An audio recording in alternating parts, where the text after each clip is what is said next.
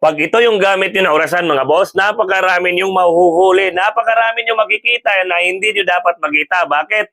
Spy camera po ito, orasan na spy camera. No? Maraming nagtatanong kung paano po daw gamitin. So ngayon, ituturo ko sa inyo. Unang gagawin natin mga boss, para ma-install natin yung ating orasan na spy camera, kailangan muna natin i-identify yung mga function niya dito sa likod. May label dito sa likod ng kaniyang device number at saka yung kaniyang password. At syempre, yung dito sa gilid, yung saksakan ng kaniyang power adapter. Pero bago natin i-config, ipakita ko muna kung ano yung laman at mga slot dito sa likuran. Pagkatanggal mo sa takip sa likuran, unang bubungat sa'yo yung pang backup power natin, yung kaniyang baterya. Ang purpose ng kaniyang baterya, in case na biglang nag-brown out sa inyo, ay may power pa rin yung ating spy camera.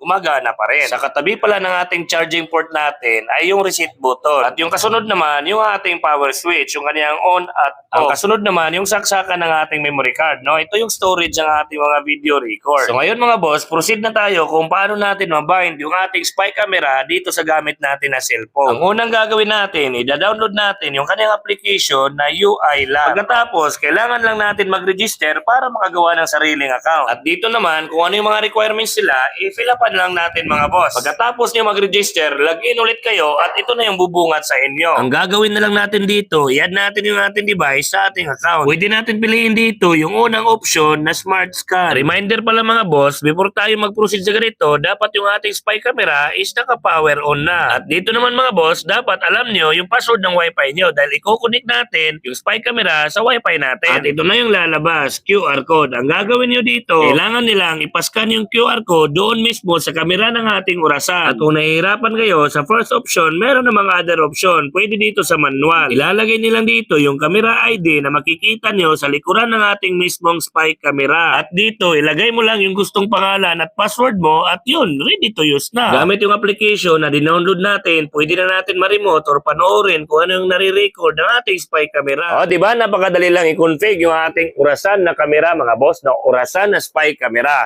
Ito yung actual record niya mga boss. Kuwang-kuha buong kusina natin. Lahat ng bumapasok dyan, inari-record talaga yung mukha nila, no? Eh no, tingnan nyo naman, napakaganda pakalagay. Hindi siya halata mga boss, diba?